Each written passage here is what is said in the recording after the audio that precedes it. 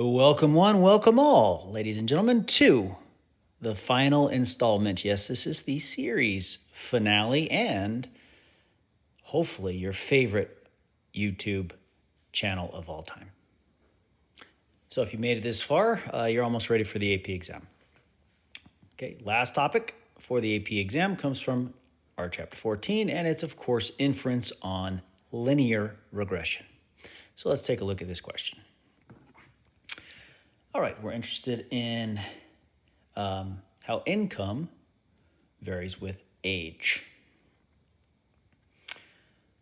Okay, so to avoid any gender bias, they've decided to only look at men with a bachelor's degree and no higher. So we're trying to avoid gender bias. We're also trying to take out control for the variable of different levels of education. And we have a random sample of 6,000, so quite a large random sample. And here's our scatter plot. And as we mentioned in some of our classroom problems, when you start getting samples that are really large with real world data, you tend to kind of get a bit of a blob that's a little hard to just read by eye. But you can see they did include the LSRL here on the scatter plot. All right, and now they also were kind and gave us the computer output. I'm noticing they didn't give us everything right. I don't see R squared, but hopefully we won't be needing that. So let's try the first question. Scatterplot has a distinctive form. Why do the points fall into vertical stacks? Right, you'll notice we have all of these stacks and we have these gaps. Okay, so, well, if we look at the variable here on the x-axis, it's because our explanatory variable is age in years. And we human beings, for some reason, report our age as a step function, right? We always round down to the nearest whole number. So that's why we have the vertical stacks.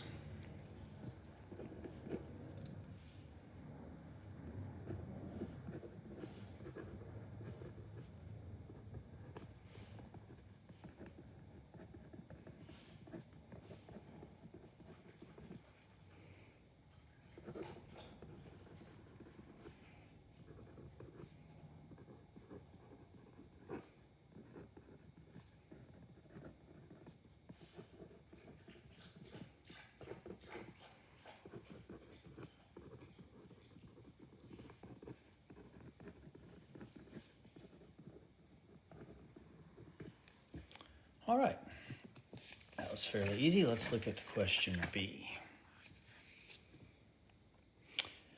Question B, give some reasons why older men might earn more. Give some reasons why younger men might earn more. And then what do the data show? And what's the strength of the relationship? Okay, so seems to me the most obvious thought would be older men have been working for a longer period of time, and if they've stayed with the same field and then with the same company, they've had more time to earn promotions and raises. So that's what I would go with.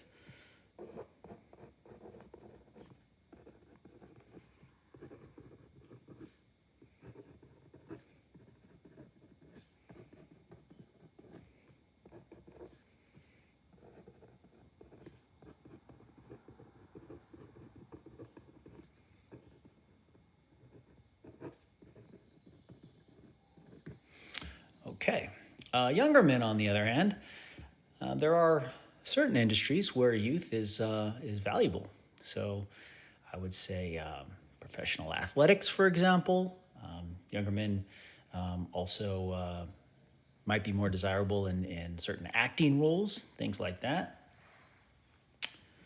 So, and younger men also being fresh out of college might have some more up-to-date technology skills, which could be in demand. So those would be the reasons I might go go for. But again, there's some other reasons. Feel free to think on your own and come up with your own.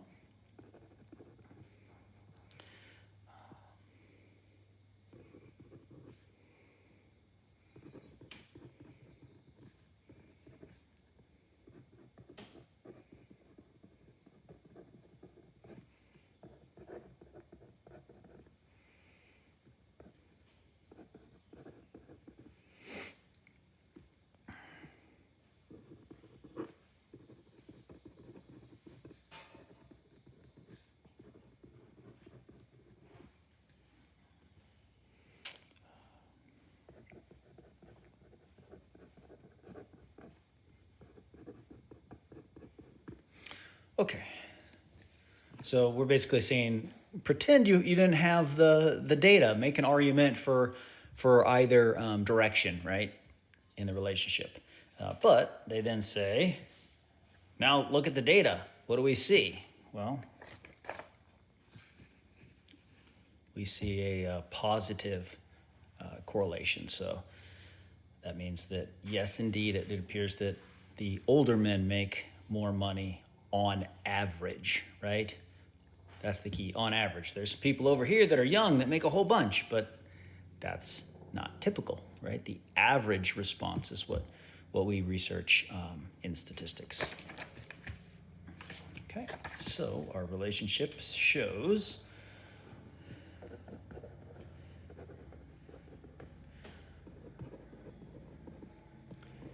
a positive association.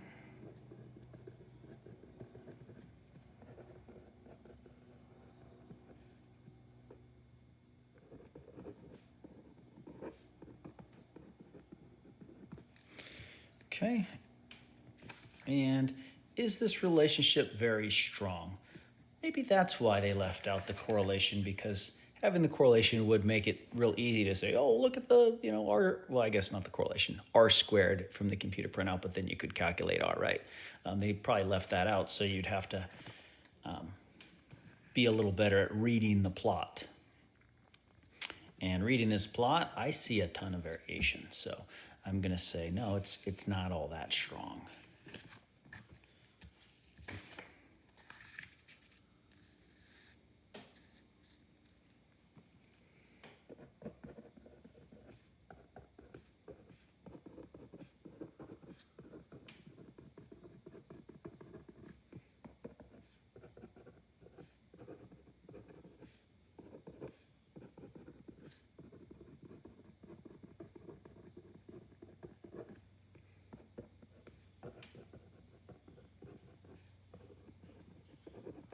Okay, now they ask questions like this to make sure you understand. Look at our p-value. Really, really, really strong evidence of a relationship. But it's the R value, right, the correlation, that tells you the strength. So that they kind of purposefully left the R out and just give you the p-value to try to trap you into using the p-value to answer a question that it doesn't answer. So make sure you understand that difference. All right, letter C. What is the equation of the least squares line? What specifically does the slope tell us? Okay.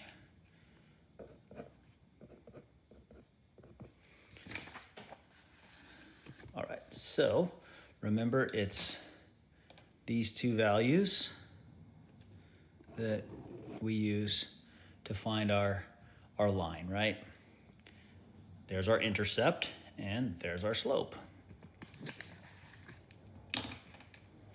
So we have a slope of $1,092 per year and an intercept of $32,874.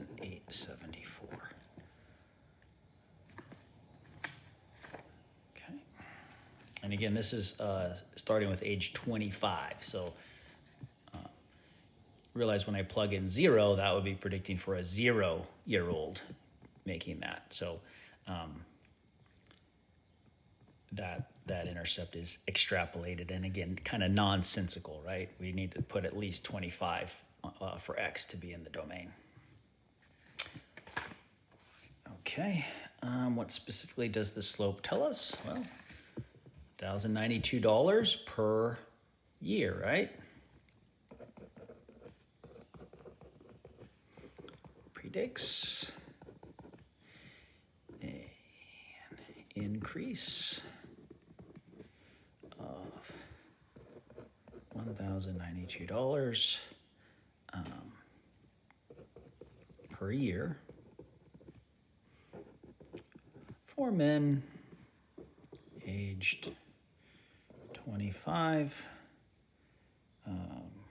to, was it 65? Yeah, 25 to 65 with a bachelor's degree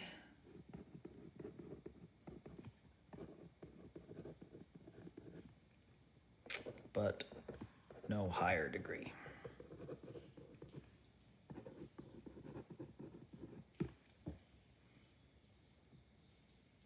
I really should say on average, right? It predicts an increase of $1,092 per year on average.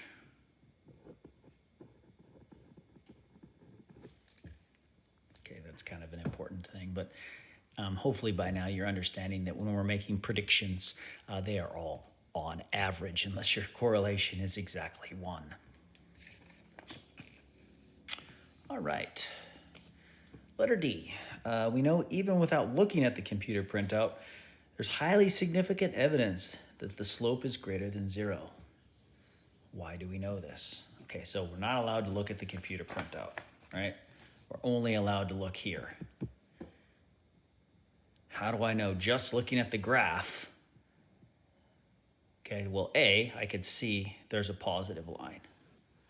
Okay, so that's how we know positive. But how do I know it's going to be a low p-value without looking at the printout? Because there is a lot of variation. Okay, well, the answer is massive sample size. Remember, when we have very large sample sizes, even the slightest relationship will prove highly significant.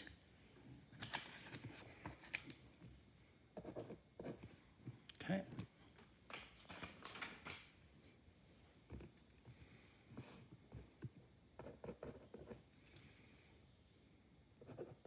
So I'm going to say the huge sample size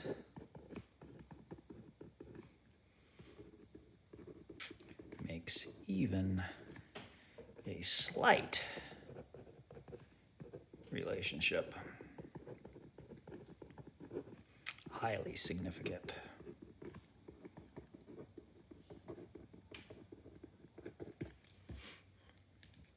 All right. And letter E. Test statistic is in the computer output. Identify this test statistic and use the printout to show how it's obtained. Okay. So remember, we don't use these, okay, because we're not doing inference on the intercept. So here are the numbers that we're looking at, okay? And of course, there's the test statistic, okay? So we've identified it.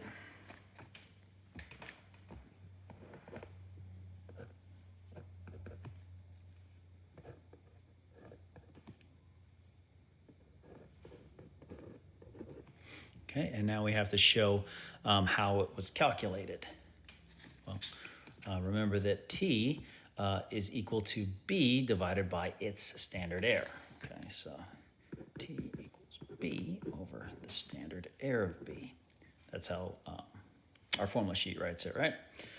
And we have those numbers here. There's my B, my statistic for slope, and there's my statistic for standard error of slope.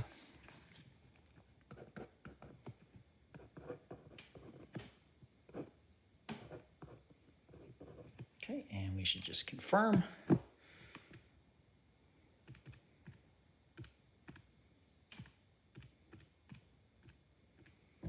And there we are.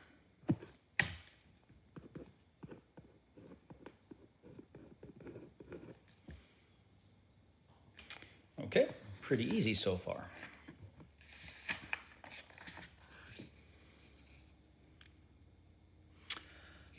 All right, F. Computer gives the two-sided p-value, right? We talked about that. Computer printouts always give a two-sided p-value. Before collecting the data, we suspected that on average, again, on average, older men would earn more.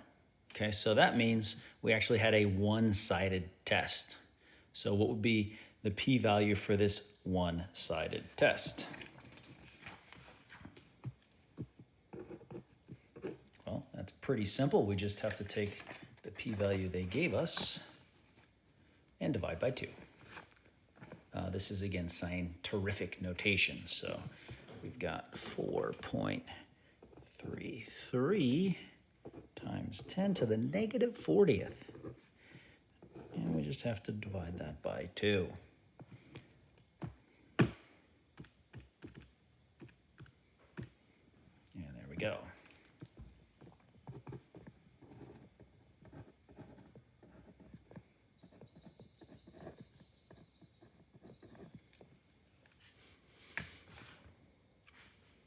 All right, again, pretty darn easy question.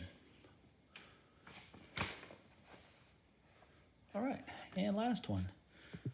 Give a 99% confidence interval for the slope of the true regression line. And we're going to do it, obviously, from the software output. We kind of have to, right? They didn't give us the data, so we have to use it, the output. All right, so again, it's our statistic. It's our statistic plus or minus our critical value multiplied by the standard error of our statistic. Well, good news. They gave us those two values, right? So we just have to look up the appropriate t star. So 1092 plus or minus. All right, now t star. If you use your table, right, we would have to always round down, right? So using your table and rounding down, that's called the conservative approach, right? We would find a conservative t star of 2.581, right? So go ahead and look on your table, make sure, confirm that that's what you would find using the conservative approach. Because again, our degree of freedom is, of course, n minus 2, right? And we had, I think, 6,000 pieces of data.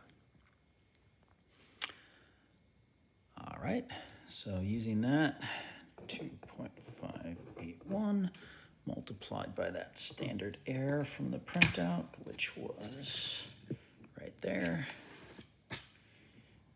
81.76, okay. We will get 1092 plus or minus 20, that. Okay, now, you could also, of course, use the TCDF on your calculator, right? Using the TCDF to get your T star, I find a T star of, so I'll do it over here. This is the accurate T star.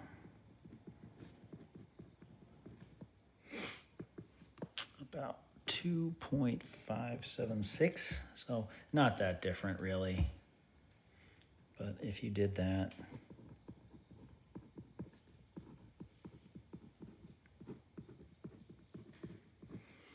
that's going to yield 1092 plus or minus 210.61.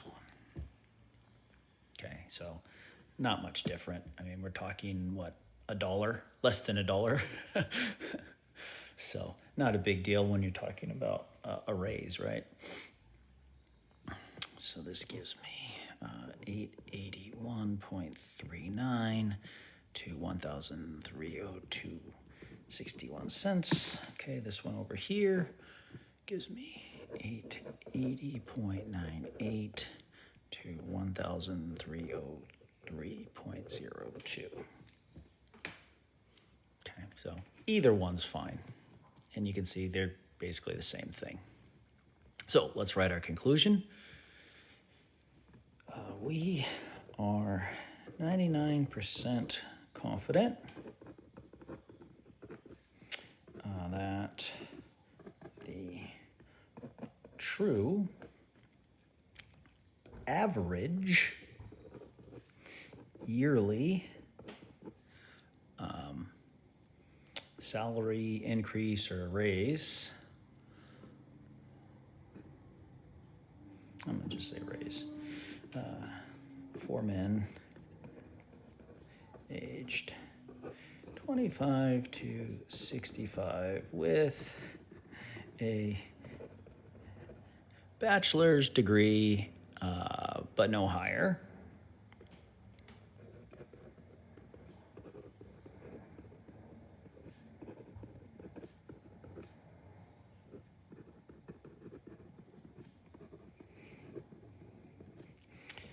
is between, and then pick either one of those, 80.98 and 1303.02. And again, real important. Okay, make sure you get that word average in there. Okay. And also, as always, also very important, make sure you get the confidence level in your conclusion.